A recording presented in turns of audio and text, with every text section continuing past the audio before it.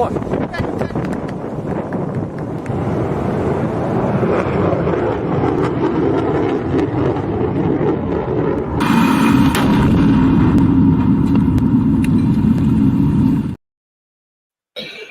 Good evening and welcome to Gunner Shot. Gunner Shot में आप सबका दोबारा स्वागत है एंड जय Hind.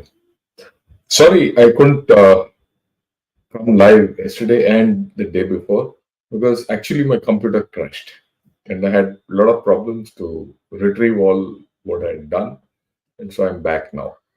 And that was it. And every time I thought it was ready, it was giving me problems. But आज हम देखेंगे कारगिल के बारे में। इस टाइम 25 साल पहले कारगिल में क्या हो रहा था? By now, we had recovered or regained Tololing. We had captured Tololing back, and we were en route or preparatory operations for capture of Tiger Hill were, underway. The tide had turned by now, and things were going farther ahead. But today, I'm not going to talk of that. उसके बारे में एक महीना है. Till Kargil Vijay Divas, we'll talk about how we did what we did. But we need to know what Pakistan did, because Pakistan will always do this again. I discussed this, इसके बारे में हमने बात in some detail with General P.R. Kumar, and when he spoke about Kohe Paima. This is an extension of that talk. And I'm now going to discuss what was Pakistan's Himalayan blunder in this. Okay.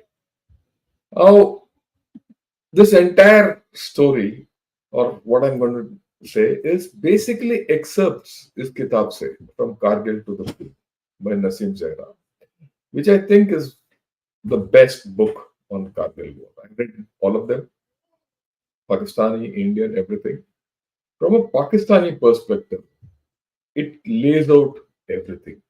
It also gives you an insight कि पाकिस्तान के साथ कल के दिन या कभी भी when we deal with them, how you deal with it. You have to be aware of how they're going to behave. I think that's the most important thing about this book, the amount of detail. And this lady has not spared anything in this book.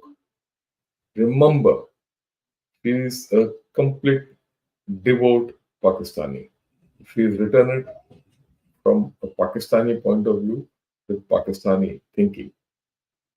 She goes to the extent of saying that the whole idea was a noble way of thinking as to how to sort out India, but it was an ignoble method which she's worried about. She's not worried about the idea, she's worried about the method. But then it gives a whole thing. You say that. What is the hinge of the plan? ये कारगिल हुआ क्यों? अगर आप देखोगे तो this was plain military revenge. Revenge against India's occupation of Siachen Heights. Right? This is their way of thinking. In 84, we captured Siachen, or rather, occupied our areas of Siachen, legally ours. And Pakistan felt that we had done it illegally. They wanted a military revenge. So the basic motive of this plan was revenge. That you have to understand. There's nothing political about it. Okay, what is the hinge of the plan? It was to choke the movement to Srinagar and Leh. Right? From Srinagar to Leh. Ambushes, attack isolated posts, everything. It was a planned op to disrupt and capture the lifeline. They felt that the NH-1A was the lifeline to Siachen, and they have to capture that. Okay. Why is it called the Himalayan Blunder? And the good thing which when I read the book, I got it was one of their previous 10 Corps commanders. I'll tell you what 10 Corps is all about. Called it a Himalayan blunder. Right? Let's read the thing. He says, Lieutenant General Gulzar, right, would subsequently criticize the op as a blunder of Himalayan proportions. He says that, when I took over command of 10 Corps, I had to put my troops on a leash because they would say we can move forward since we are on a height, right? Which means that, a large part of this LAC was unoccupied by both sides. And the Pakistanis always felt that they could go over. But people never wanted to go because the logistics were not there. Later, you know, ISI's, one of the ISI's Major General wrote an unsound about this operation as an unsound military plan based on invalid assumptions launched with little preparations and in total disregard to the regional and international environment, and it was bound to fail, right? And he says it's a total disaster. But then that I'm now putting the cart before the horse. We have to go back and see what the cart was all about. Let me start there. Let's understand this whole fundamental geography of this place. If you have a look at it, to Leh and Siachen, there were two routes back in those days. One was from Jammu, Srinagar, Kargil to Leh, which was the standard route through Zojila Pass. The other was from Chandigarh, right? Chandigarh, Manali, Upshi to Leh. This was a route which is not well developed. It was used to be open only 2 to 3 months in a year, and not it never carried that much.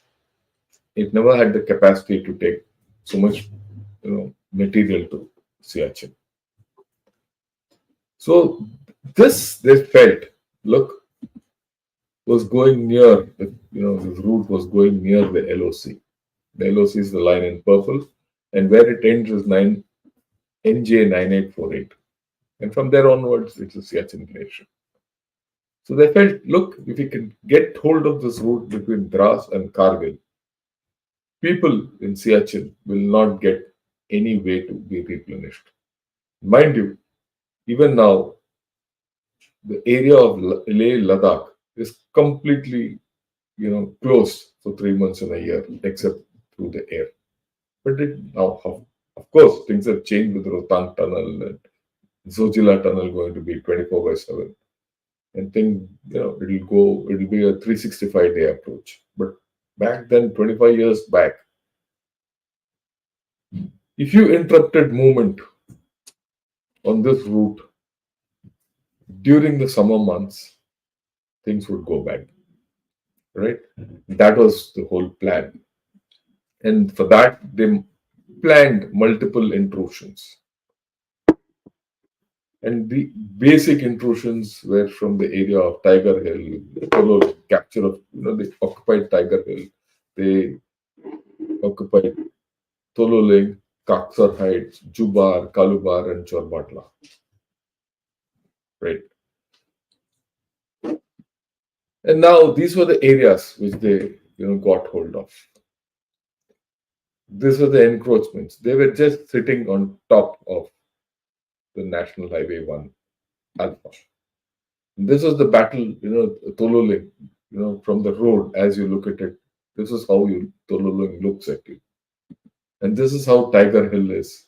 The valley underneath is the Dras Valley or the Dras village.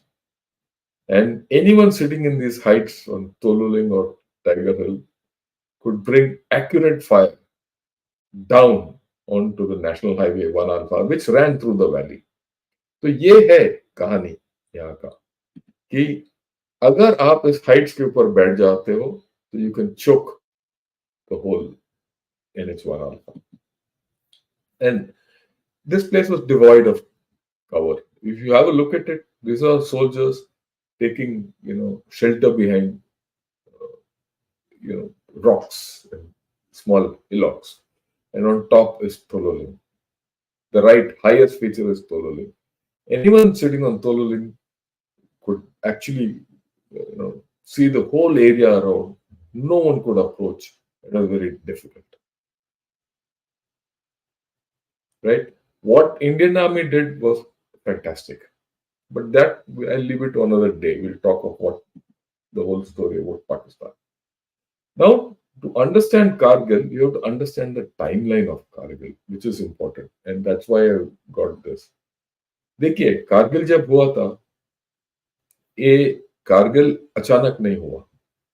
एक तो हमने बोल दिया आपको कि revenge of Siachen was the basic root cause. उसके बाद India Pakistan के लड़ाई चलता गया.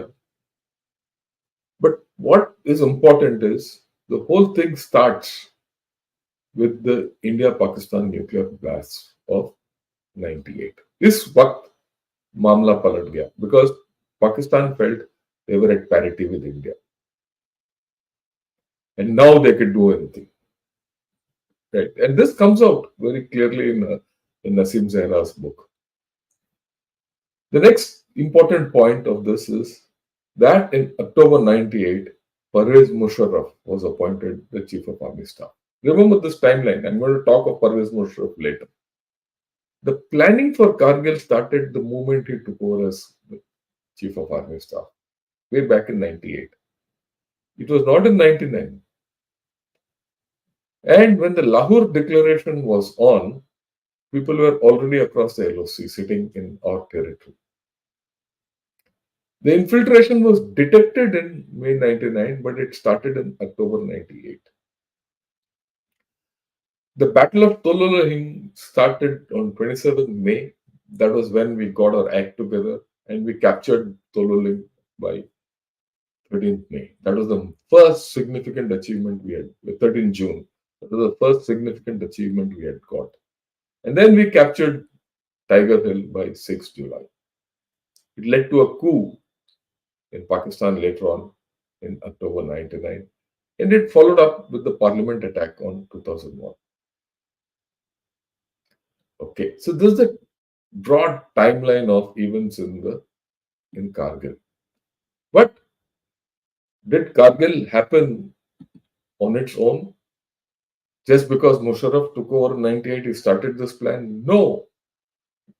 The Pakistanis were making this a plan in Kargil earlier. So when did this start? This started around 85, 86, 87. 85, 86, 87. The Pakistanis were planning to get hold of Kargil. Okay. Immediately after we captured Siachen. So, what was their plan earlier? Their plan was that Pakistani troops will go across LOC, set up posts in Kargil sector, block the main artery, so that India is forced to negotiate with Pakistan. All I'm rating in this slide are excerpts from this book. Then Pakistan will demand unconditional Indian withdrawal from Kargil. Interestingly, Ziaul Haq opposed this plan. Okay. He felt that India will go for an all-out war if Pakistan is choked. Right? And that is something he was not prepared to go in for. They wanted to use paradrops and they wanted to use a battalion paradrop across the LOC in Kargil area. And they would hold posts across in our territory till such time the ground offensive comes. A very daring plan, but the Air Force had a different view. They felt it was a dangerous plan. They could not do such low drops in high altitudes. The plan was tactically good. The Air Force felt it was strategically bad because they couldn't do it. And then the Afghan war was on at that time, and they felt that this could not be executed when the center of attention and focus was the Afghan war against Russia. 84-85 की बात है ये. And they felt that, look, we'll use the Mujahideen later on. And when the drawdown takes place, then we'll restart the whole thing. The interesting part in this, which I find, is that, look, the Pakistan Air Force wanted, the Pakistan Army wanted always to do a paradrop and an airdrop across the LOC. The Pakistan Air Force said we can't do it. What is the relevance of this?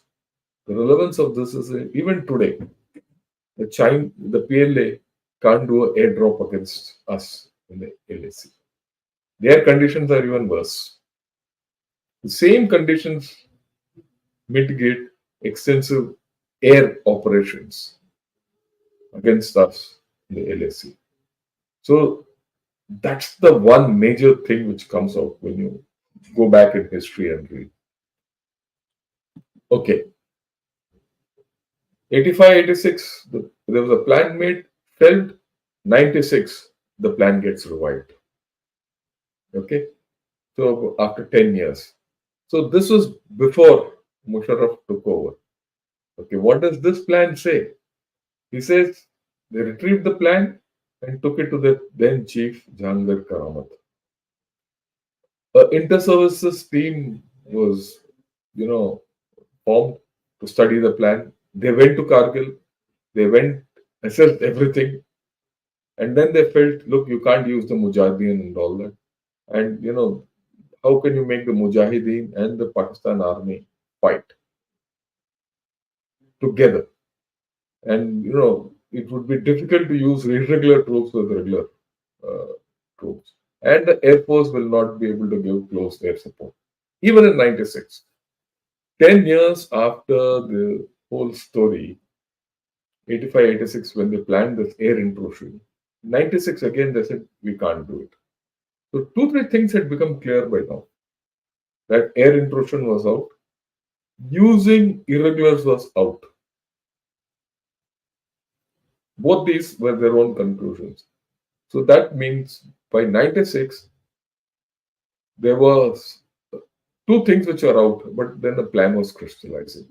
How to do it without air and without Mujahideen or irregulars. Okay.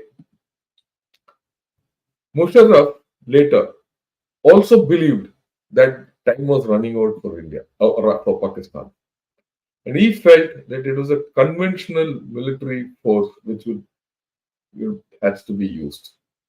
In fact, as DJMO, Musharraf wargamed a Kargil-like situation in Pakistan. And this was during Benazir Bhutto's time. In fact, somewhere in this, he has said, Nasim Zehra has said, that this plan was also presented to Benazir Bhutto.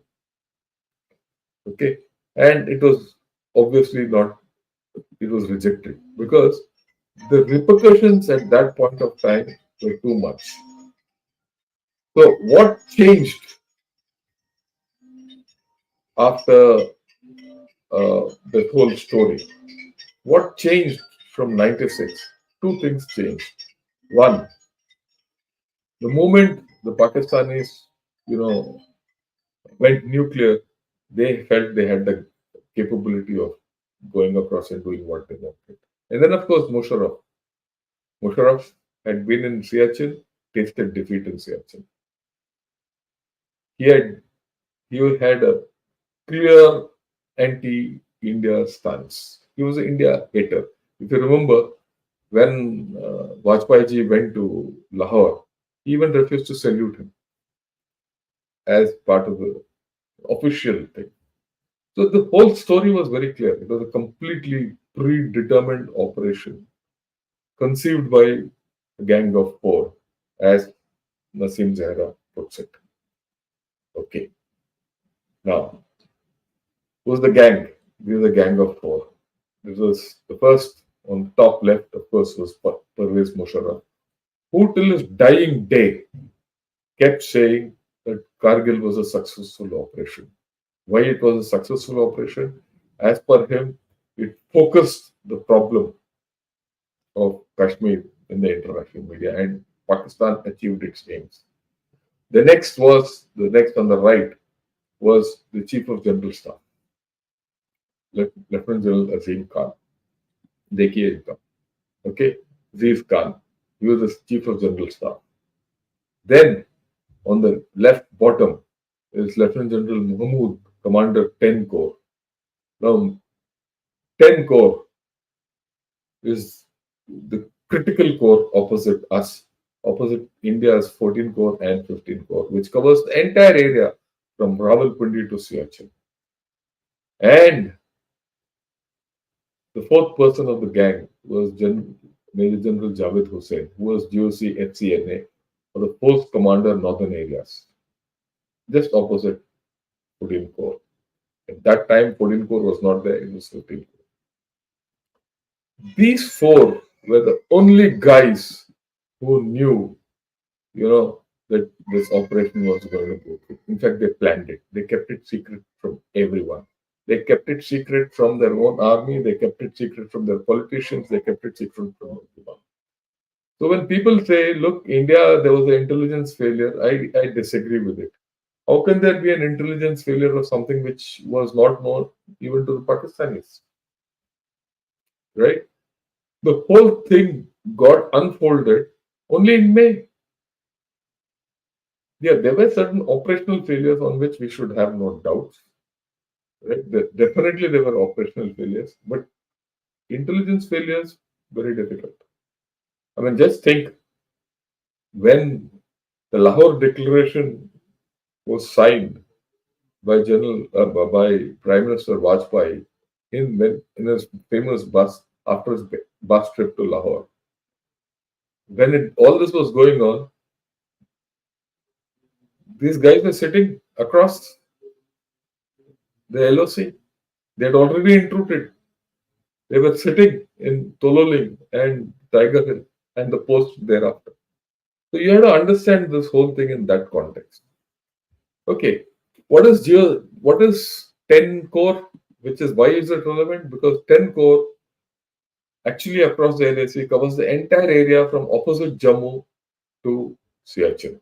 So the GOC 10 core is an important man in this whole story, and he was part of the gang.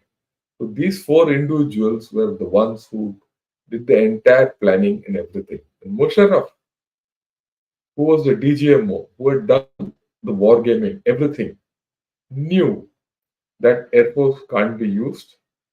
No point using irregulars.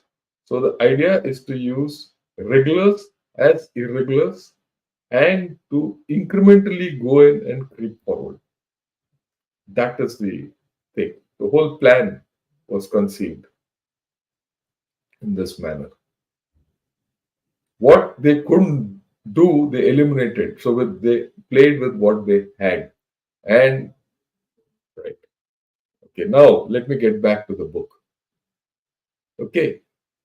Now what happened is that the moment Musharraf took over as the chief, he went to the northern areas.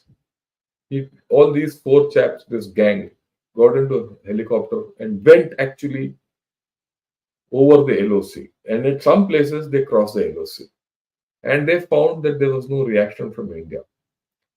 The moment they saw that there were vacant spaces and they went undetected, they got emboldened. They said, look, now we can go across. And this very clearly Nasim Zehra brings out in her book. Okay. Now, that was not the only thing.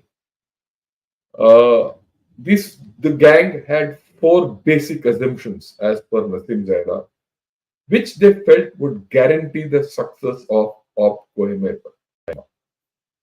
Okay, what are these four assumptions? Because these four assumptions are the fundamental assumptions based on which this operation was planned and executed by the Pakistanis. Right. First, each post being held was impregnable and that we could not take it back. They'll establish such strong posts. The second assumption was that Indians did not have the will or determination to take on Pakistan in a fight and would not make any serious effort to regain the heights. This is what she's written in the book actually.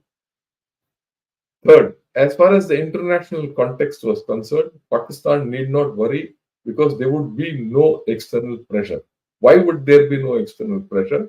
Because Pakistan was an important cog in the international set of events. Fourth, that the army recognized the economic crunch faced by the country, and therefore the government would not be asked for any extra resources for the operation. The army would use its own resources to fulfill the financial requirement. The whole story is very clear that they will do it within these four assumptions. And the basic assumption was that they will win. There was no question of that will they lose. There was no question. There was no doubt in the minds of the gang of four that they will lose. Okay. This is important because uh, for one reason or the other, whatever Pakistan does, it feels it cannot lose. And I've said this earlier also. Pakistan undertakes actions with the premise that it cannot lose. And if it loses, the Pakistan army gains politically. And that's what happened in this case also. This is the story of Pakistan army repetitively. It feels it cannot lose, but it loses. And despite its military loss, it gains politically. That's what we need to understand about whatever we do with Pakistan. Okay. Now, there were 5 phases of this operation which were planned. Okay. Let me go through these 5 phases because these are the phases in which the operation, Kohe Paima, was planned by Pakistan. And we didn't come to know about it probably till the third phase. Phase 1, occupy Kargil heights to cut off National Highway 1 Alpha and dry out supplies to Siachen. The whole story was this, and this started in October 98. Phase 2, infiltrate freedom fighters into Leh and Ladakh to start insurgents in the area. So when the regular troops were getting across the LOC, they wanted to infiltrate freedom fighters. And so on one side, or on the east in Leh, there would be insurgency there. And phase 3, apply pressure on the Indian forces from the flanking sectors through the operations of these infiltrating groups and force the Indians to start bringing their troops to Ladakh and Jammu, leaving the valley virtually drained of troops. So, occupy heights, go across, instigate Leh and Ladakh, increase levels of violence out there. India reacts with forces from the valley. The valley is then vacated. If the valley is vacated, rush in large number of freedom fighters into the valley and block the Banihal and Zojila passes, thereby isolating the valley and occupying the area. And all this would be done within Pakistan Army's resources. The plan is audacious as much as it is foolish. And in phase 5, the Indians would be begging on their knees for talks, and Pakistan can dictate its terms. So this is the fundamental precept and assumptions and the phases of the operation. That it didn't happen that way is because of one fundamental thing, that they felt that India will not be able to react the way it did. This problem will continue with Pakistan always. Okay.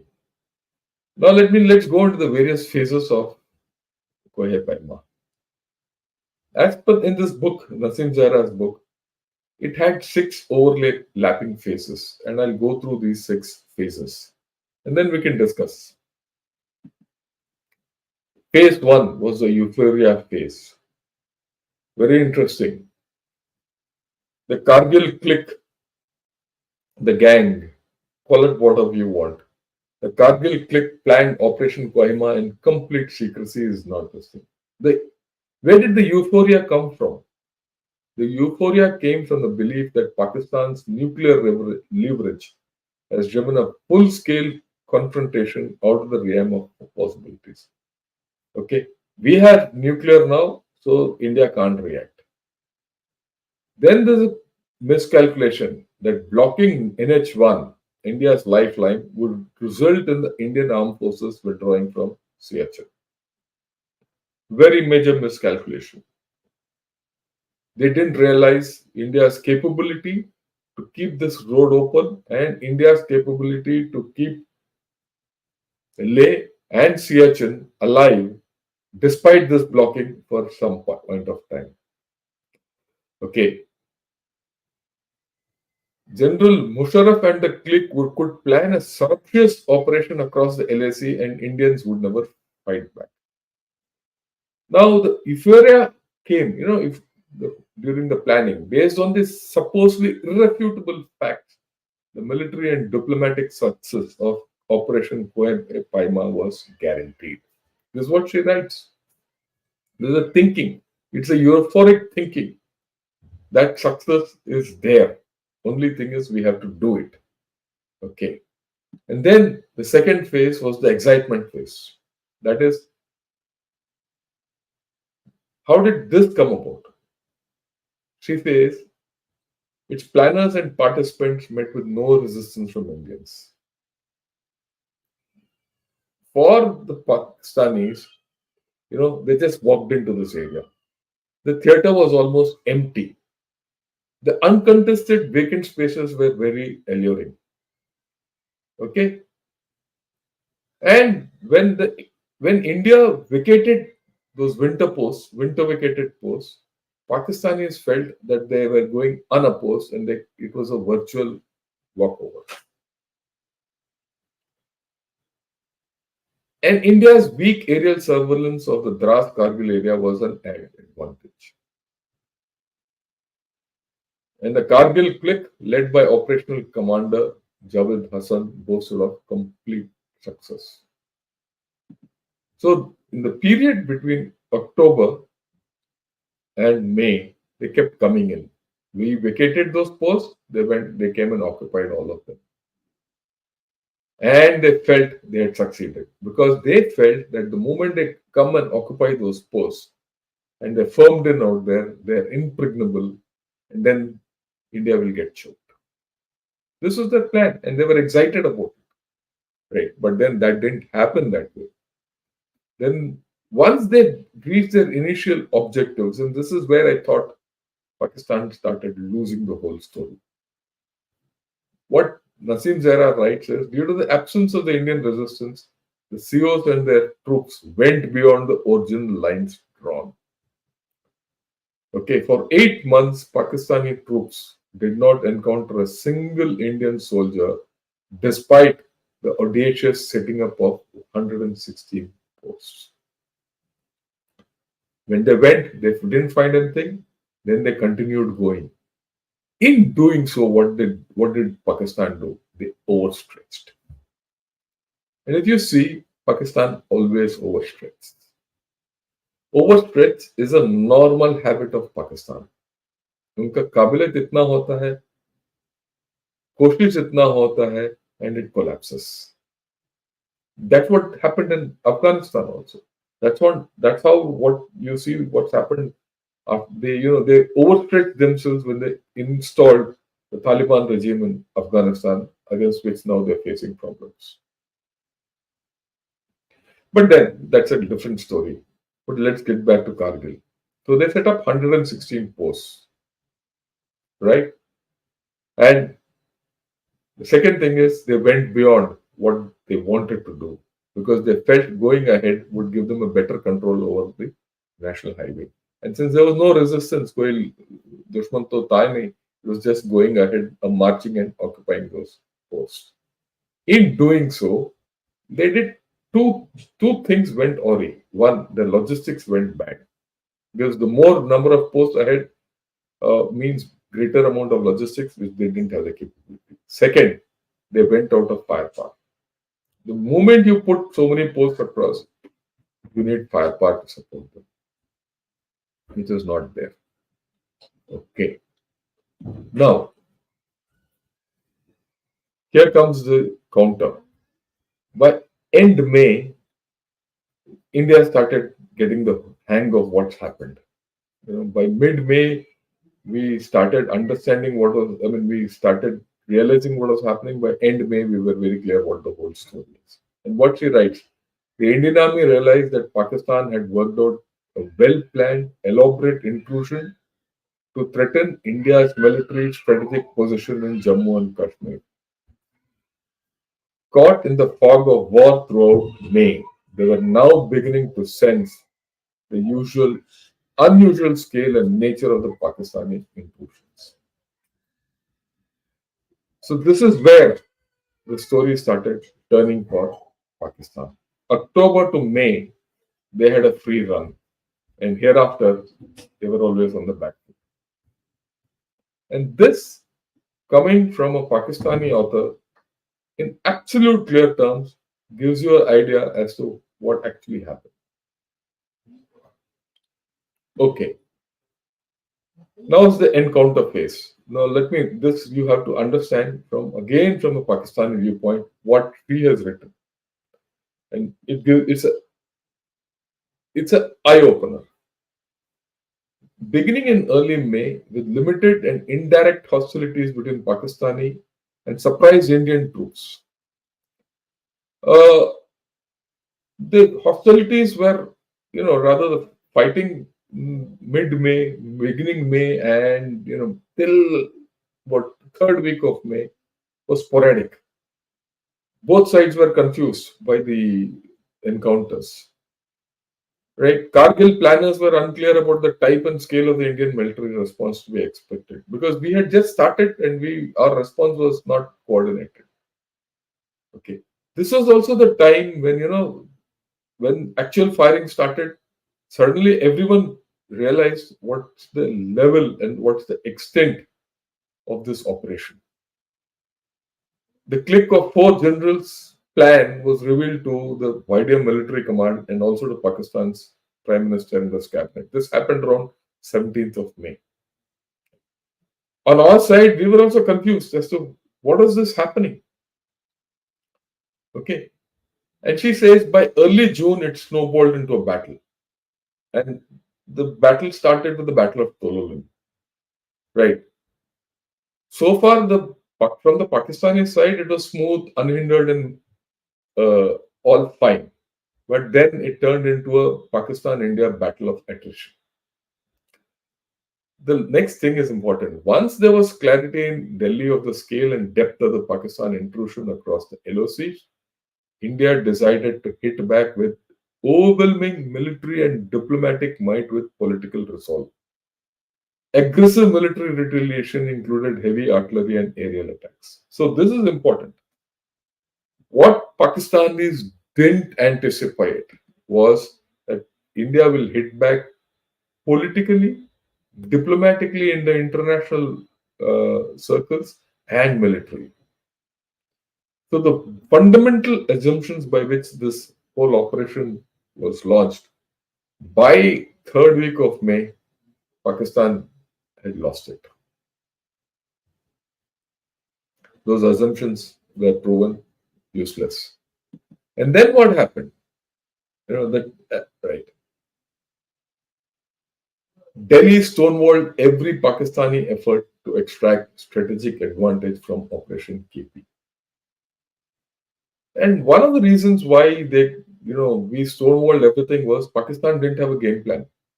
Pakistan could have well said, look, we have Kargil with us, you have Siachen, let's trade. They didn't. They were still sticking to their story of all these people being infiltrators and freedom fighters and not regulars. Okay.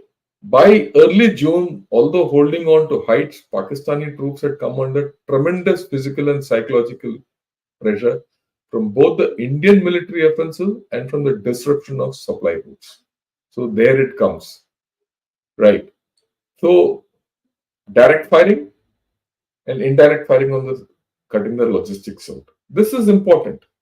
Why is this important? Why this is important because tomorrow against PLA in China, This is something which we need to redo and rethink. I've already said air operations across the PLA and LAC will not be there. Major operations will not be there. Okay. If PLA does intrude, it will get extended without logistics this side. You hit their logistics, they're going to have a problem.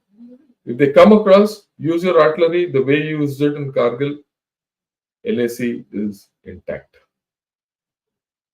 In fact, across the LOC, India is at an advantage. And that I will talk about some other day when I say what are the offensive operations or offensive ideas we have against China or against China in Tibet. Okay, let's get back to yeah. Now, Pakistani troops on hostile peaks were enduring vicious weather, depleting supplies, deafening sorties, and unending mortar fire. The same thing can happen tomorrow on the LAC, right? How did the Kargil planners respond? They responded with concern, confusion, and even more bravado. The Euphoria and excitement phase were no more. Finished. By then, things were bleak for them. The military encounter had extended to the diplomatic and political levels. Delhi overruled every Pakistani effort for a bilateral political dialogue. Right? On June 12th, Indian Foreign Minister categorically told his Pakistani counterpart, Sartaj Aziz, that India was willing to sit on a negotiating table only after Pakistan troop withdrawal to pre-op KP positions. The message from the Prime Minister from Beijing, that is China, and Washington was no different. The reality slowly sank in that op KP could approve no gains for Islamabad. Now again, let's draw an equivalent with what's happening across. Same thing. Whatever China planned, okay, they didn't expect Indian reaction. When we reacted the way we did across the Kailash train, they got stymied. And then they started negotiating. Right? The only difference between then and now is we didn't build enough military pressure or diplomatic pressure on China to force them to negotiate better. If probably we had done that, and there was political consensus within India, which unfortunately was not there in 2020, we would have probably in a better situation on the LAC. This is my conviction. The difference between what happened in Kargil and now is this. And this is something which we need to learn. Unless we have the political consensus within, we will not be successful against China. Okay. Fifth phase is the exit phase when this began around mid-June. When I say mid-June, around this time, once they had got beaten at Tololing, they knew that the game was up and they started withdrawing, but not fully. We still had to battle for Tiger. That came in the first week of July. It also became clear to the Prime Minister and his key advisors that with the depletion of supplies to Pakistani troops, mounting Indian attacks, and a unified global demand that Pakistan immediately and unconditionally withdraw its troops from Kargil, Islamabad had to make some hard decisions. This is a very important thing. You have to ensure that such conditions get replicated whenever there's a next opportunity or whenever there's a next time, whether it's against Pakistan or against China. Pakistan's soldiers remained under a determined and deadly Indian attack, ruling out all chances of any further operational success. Why is this talking of Kargil important? I mean, look at it from a different point of view. Why should we keep talking of Kargil? Why should we keep talking of all our operations? We need to believe that we can do something in the high altitudes. We need to do something better than the Chinese in the high altitudes. You keep talking of what you did, you keep talking of the Pakistani foolishness and everything. It puts the fear of God into China. Let me not, mince my words. It makes China think and think and think before it tries anything. And I'll talk of it on Friday when I speak with Sri Ayarji on China, right? And how India is one of the few countries which has actually put China on the back foot, right? And that's something I'll discuss over a 4-year period.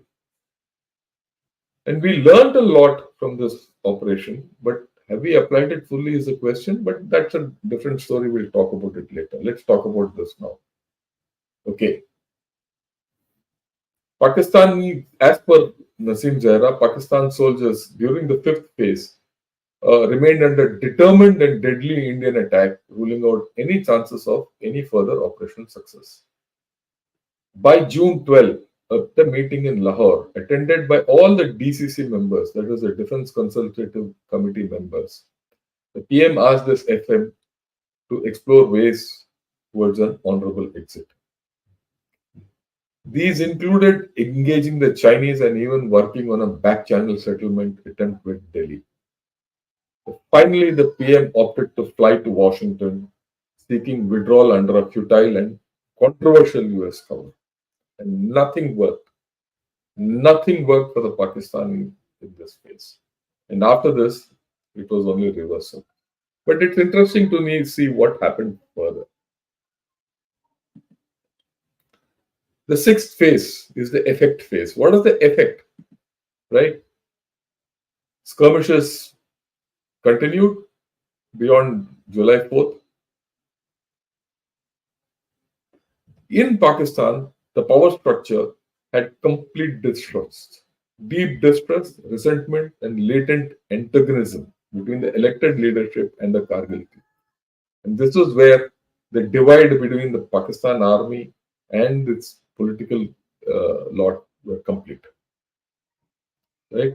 So the military clique and the Pakistan politicians were completely divergent after this. It led to two things. It led to the military defeat of Pakistan in Kargil and withdrawal. And the second thing which happened is 6 months down the line, it led to a coup. And that's what this whole story, Kargil to a coup, is all about. How it went, the coup came about. But Nasim Zahra actually outlines a lot of what actually went wrong. He talks of planning, which is, I thought, a very important thing. I'll spend a couple of minutes on this. He says they were overtaken by enthusiasm, respective experiences, and opportunity of revenge. Revenge substituted sound analysis. Okay. They factored only the local war theatre environment and lost sight of the worst case scenarios. They made no discernible effort to know the enemy. There was a faulty notion that India would have no options. And there was, of course, last thing is important, lack of clarity, orders, or instructions. The junior guys on ground never got clear-eyed orders as to what to do, how to do, till when to do, and what to do. And this is the problem of all authoritarian systems. And I think this will get replicated in, uh, across the LOC also, or rather across the LAC also. So, uh, in Kargil, their forward troops were not given supplies, they were not given air power, everything. In across the LAC, again, if you see the Yangtze operation, or for that matter, the Eastern Ladakh operation, or the Doklam operation, China has exhibited similar tendencies of hoping that India will not react. Okay. And that is why the comparison between Kargil and what's happened in across the LAC is always important. And we need to keep learning what they think. Okay. That's why I said, look, Pakistan never had a plan of trading. I think the Chinese have learned this. And that is why we are stuck in Depsan and Demchok because they're trading. We have this, what do you give us? See, we have to understand in all these issues, Pakistan army went to war, but actually it took Pakistan to war. So we have to understand that when army goes to war, it is the nation which goes to war, and the nation has to have a plan to go to war. What is the end political game? What is the political objective of this war? So when I said, like one of the American ambassadors said, Pakistan didn't have a plan. They just blundered into it out of revenge. Somewhere, I think, across the LAC, uh, China also tried this. They had a political idea, but it was based on a false premise that they will emerge victorious. Okay. Now, Nasim Zahra says that the tactics and execution of this entire plan was also faulty. And she quotes Clausewitz and everyone and says, look, it doesn't matter how good your plan is, people have to execute. And that is something which is we have to keep learning and relearning and relearning. It doesn't matter how good our men are. I mean, how good our generals are, how good our training is, how good your everything is. The people on ground have to have the capability to win the war, and they have to be given the leeway to win the wars. Tactics and execution matters. Pure strategy doesn't matter, and I think that's where China will have problems because they focus more on the strategic part of it. Like tactics and execution is weak and something which we have to relearn about. Okay, logistics. I thought, and she goes on in this thing to explain how poorly logistics were planned by Pakistan. Pakistan planned for logistics till the intrusion. How to stay there or take the movement forward, no plan. And she explains it very well in this thing. And then this issue of creep forward. The idea is that you reach a point where you feel victory is there, and then you go ahead, and you go ahead, you go ahead, and you keep creeping forward, and then you suddenly see that you're overstretched. At a macro level, this is what is happening to China. China has overstretched itself all over the world, and it's having problems, right? And that military stretch of China is something which I will discuss maybe tomorrow, uh, because I'm going to talk of the North Korea Russian pact and how it is affecting China and how China is getting overstretched tomorrow. Okay. Then what is the objective? Very weak. And this book describes that the objective, the political objective for Kargil was never clear. Okay. Decision making and coordination.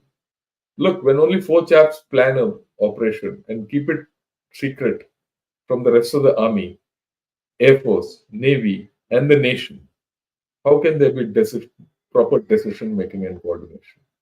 So there was lack of coordination between the civil and the military, military and the military, the government, diplomacy and the military, and the government and political. In fact, the government was struggling for political survival throughout this operation. So this book, you know, puts out the flaws of the entire story of Kargil from a Pakistani point of view. It's not what we talk, what they say. Okay. And then what is the impact on national, regional, and global environment? Right? The military blundered into a war and put the whole thing in the political lap. And that is where the issue of the political control over the military assumes importance. And after this, there was a clear consensus globally that Pakistan is a nation which cannot be completely trusted. That is why one of their chaps said it is Pakistan's, uh, Himalayan blunder. They lost militarily, they lost politically, they lost the global trust. And throughout the global war on terror, though USA depended on, Pakistan, then Pakistan was never trusted. It's a different thing that slowly Pakistan got over USA, became, irreplaceable pawn in its game, and ultimately backstabbed USA and finished itself off. That's one of the stories which actually started then. Before that, Pakistan was the darling of the international community, and India was you know, the regressive socialist country which was anti-West. And this whole story is also, in a way, mirrored in Tariq Rahman's book on Pakistan's wars. And he says the attack on Kargil was carried out in the belief that India would be too intimidated to counter because Pakistan had exploded 6 nuclear bombs in the spring of 1998. Okay. And you see, the first thing he says Pakistan military regards Indians as incompetent and timid fighters, even though the assumption has been proven wrong and every time it continues to persist. And this book he wrote just a couple of years back. So the thinking is there in Pakistan that we can't fight back, and they are the best fighters. And Pakistan's wars have been initiated by army without consulting either the air force or navy. So if you see overall, you are looking at a system which is a law unto itself, and that has not changed. Now with Pakistan, the way it is, it's going to get even worse. And we're dealing with an army which does not mind losing because every time it loses militarily, it gains politically. And this book is something which I would recommend all of you to read it because I've just parroted what is in that book in an outline form. I'll take a few questions also. But as we go along, I'll then, probably in my next episode on Kargil towards the end of the month, I'll talk why Pakistan lost Kargil militarily. I'm not talking politically, I'm talking militarily. Why it lost militarily, we need to understand. Because why it lost militarily is something which we need to avoid and see, is China repeating those mistakes? So that at a tactical level, at the operational level, we are stable. Have we learned our lessons? Okay. Now I'll take a few questions, a lot of questions. Uh, okay. Okay. Let me see. A lot of first. I'm taking it. Imagine if Indian Air Force and artillery had accurate coordinates of party positions and munitions to execute the offensive, many Indian casualties would have been averted. No, it couldn't have happened because we didn't know where they were. Right? It didn't. It wouldn't. We didn't know. Look, when Pakistanis themselves didn't know, how could we have known? Okay. So, okay, this is an important thing. Where is the center of mass in Pakistan? Sindhi plus Balochistan plus Afghanistan, how would the new country change the region? No, I don't think all that will happen, but we need to understand the center of mass in Pakistan, the center of gravity of Pakistan is the Pakistani army. That is what we have to target, and that's a difficult way to, you know, handle it. Okay, he says, respect, sir, that thinking comes from the book that you do want to acknowledge. Yeah, I think so. I would like to acknowledge what has come out, but that's how it is. I just thought we need to put it across because unless we discuss these books, we will not be able to handle Pakistan well. Okay, let me take some more questions.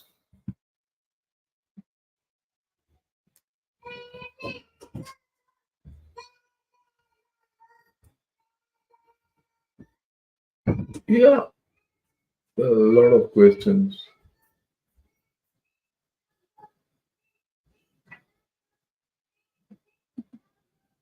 Pakistan had dedicated to self-development.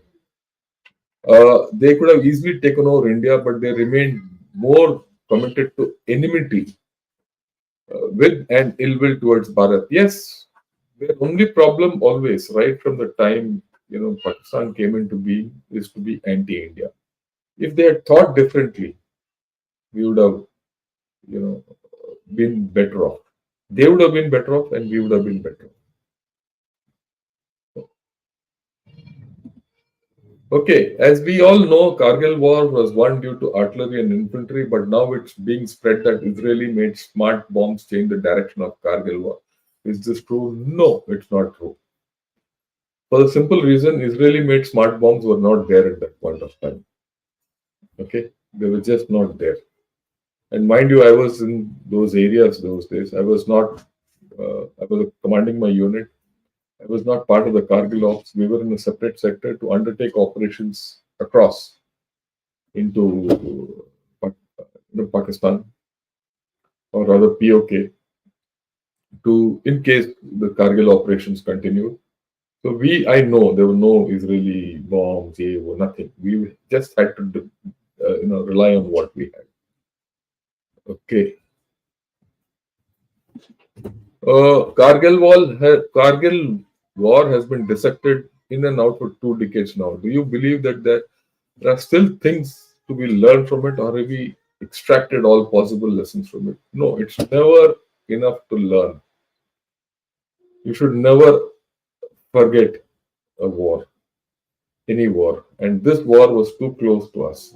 And this war has got too much relevance to what's going to happen across the LAC. And this is what I try to explain. Whatever happened in this war, if you don't keep revisiting it, you will falter in the LAC. Okay, this is forget what's happening in Ukraine, forget what's happening in Gaza. Till date, we dissect the First World War and the Second World War. Just because it's over 70, 80 years old since it was, or a century old, the First World War, doesn't mean you don't learn from those wars. We have to learn from each and every war.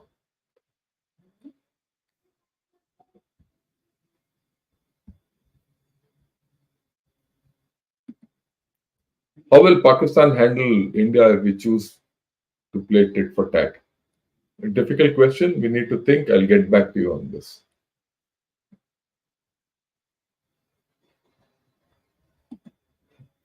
If Kargil was an operational failure, what was Galwan? Again, an operational failure. There's no doubt. Look, uh, you really can't put the Western Command commander. Firstly, the Western Command. Uh, you're talking of. I suppose you're talking of the Western Command of China. Okay, I get it. Was the court martial? It's an accountability failure. China knew. Right. I mean, I don't know. Your question is quite confused, so I'll not go into it.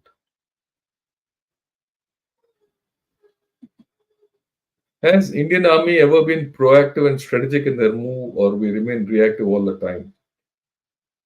What about Bangladesh? Right? What's happening now? Actually, we've gone slightly proactive against LAC in the across the LAC.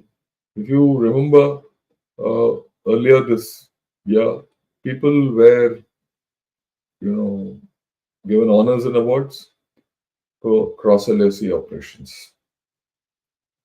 We are proactive now. We've gone all the days of being reactive. What about 67? What about uh, Operation Checkerboard in Arunachal Pradesh, 84? A lot of things which we have done proactively, which we have to start believing in ourselves, right? And I feel that time has come now to be more proactive. Okay. Although expensive with regard to casualties, the Kargil operation may be classified as a successful cordon trap and kill operation by Bharat forces in the never-ending war with Pakistan. I wouldn't call it a cordon trap and kill operation, but we cornered them. We, you know, since you put it, let me highlight it. We didn't, we cornered Kargil diplomatically, we cornered them militarily, we cornered them politically. That is the more important thing of Kargil, which you have to understand more than just the cordon and trap operation. We didn't let Pakistan off the hook. It led to many other things. That's a different story. That was the main thing. But can we always do it is a difficult question. Yeah, Rishikaran, why was my question deleted? We never deleted. I've never not deleted. You might not have put it. So have a look at it again. Put your question back. I'll answer it.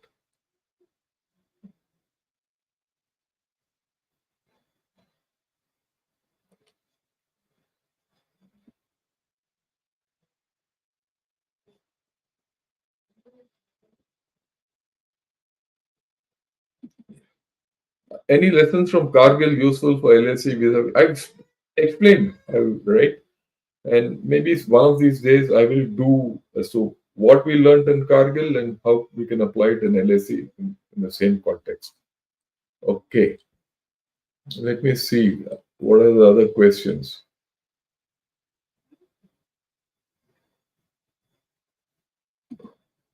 Did Gujarat doctrine led to Intel failure? Look, I think the Gujarat doctrine was from a different era with different thinking. And when India was pretty weak, our political system was pretty weak. So I was never a proponent of the Gujarat doctrine. It led to a lot of funny things, and I think the best thing is to leave that chapter as closed. Okay, who are the better soldiers, China or Pakistan? Without doubt, it is Pakistan. From soldiering and every point of view, the Pakistani soldiers are quite tough and good. Okay, yeah, lesson learned, don't overstretch and create a void in logistics against China. I agree with you completely. Overstretch is to be avoided. We need to be logistically balanced, and that is where the infrastructure comes into play. Okay. Okay. Had IAF crossed the LOC, could we have vacated Pakistanis in a shorter period? Your thoughts, sir? Uh, if the IAF had crossed the LOC, we would have wrapped up it would have been a complete military defeat for Pakistan. It might also led to a larger war, right? That's also there without any doubt. But the time period won't have compressed because in mountains you have to still walk, and the time period would have probably reduced. Instead of July, you would have wrapped them up by say third week of June or end of June. Uh, right? That's all. It wouldn't have made a material difference. But the risks of crossing the LOC was that it would have led to a wider war without doubt. But it would have hit the Pakistanis harder. On that, I have no doubt. But then it's a political decision at that point of time. Why people took it is good. And I think it paid us dividends in the longer run.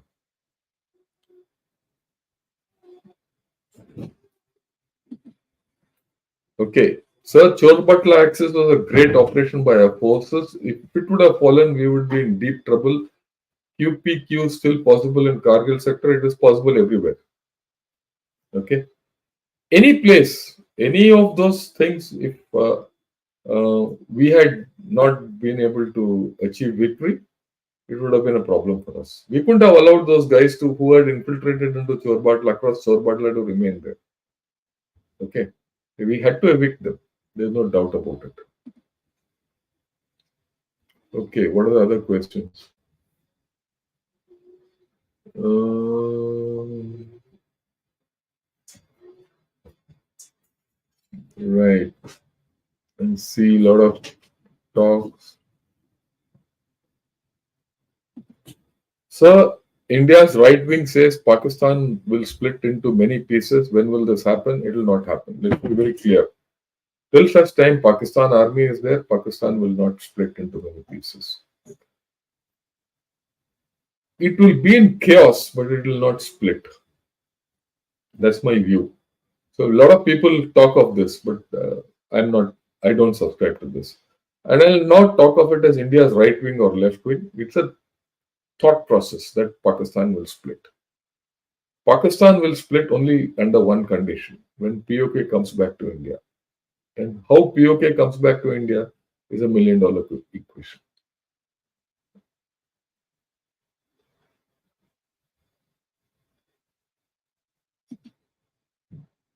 Yeah, thinking comes back from the. Yeah, I would like to acknowledge it. Yeah, I have known this thing. Center of mass. What is the threshold India needs to cross in terms of economy before India becomes too big for Pak to poke and mess with it? We have already done that. I think we have already crossed the threshold. I don't think we are anymore uh, at a state where Pakistan can mess with. They will do some messing through their, Islamic ideas, but I think that we can control.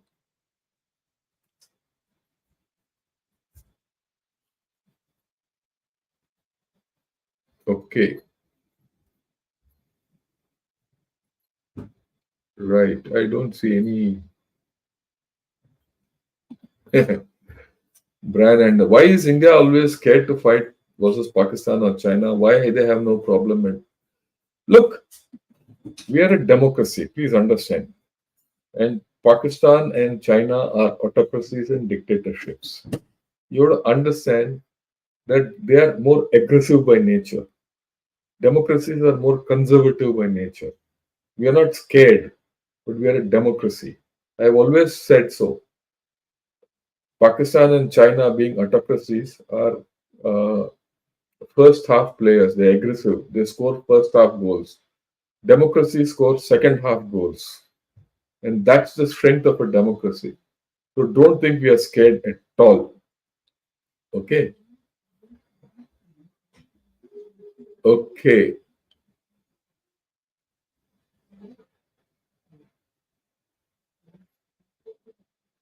Yeah.